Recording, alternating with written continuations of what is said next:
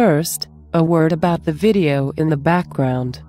I am using footage from the puzzle game Lucid, mainly due to its non-distractive nature and the problems using clips from the movie might cause. You can easily find a trailer if you want that. If you want to know more about the game, there will be a link in the description to my review thereof. In this first review, I want to express my opinion about City of Ember, a 2008 science fiction fantasy movie. It is based on a novel, but I have not read it, so I will not elaborate on that or draw any comparison between it and the movie. Unfortunately, it did not receive much attention, so I hope to evoke some interest. The first scene opens with a bunch of people in a closed, air-raid shelter-like room locking a document in a strong box with a time lock, set to open 200 years later. Even it is never explicitly discussed throughout the entire movie, it is apparent that some kind of disaster must have happened that forces the remainder of mankind to hide in the depths of an underground cavern as the box is passed from generation to generation but forgotten eventually.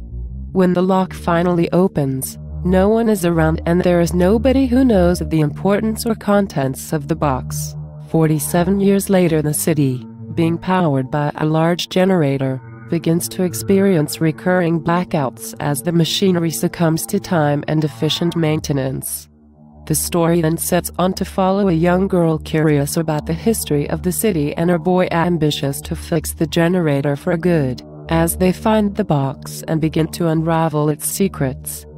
They try to figure out what the torn and withered document tells them to do while avoiding the suspiciousness of their parents and struggling with the problems of more frequent power failures and diminishing food supplies. Generally, I find it rather annoying if people are acting deliberately ignorant of their problematic situation, but in this case it is presented convincingly. There are some who have tried to escape the city before, but they allegedly died in the darkness or came back in horror and never tried to leave again, so the general consensus is that they are stuck in the city.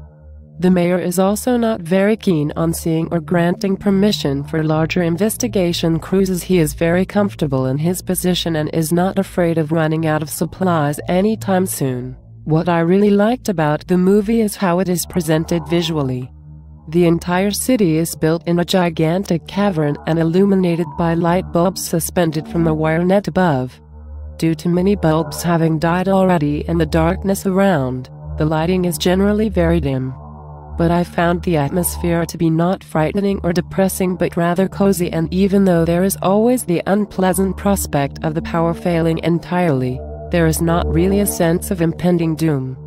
That might be a negative aspect if the movie intended to induce horror and fear, but in my opinion it is a lovely adventure movie with a gloomy touch that compellingly conveys what a fantasy movie should. One objective point of criticism may be that the major story hook, the document in the box, was almost deteriorated and illegible after only 247 years.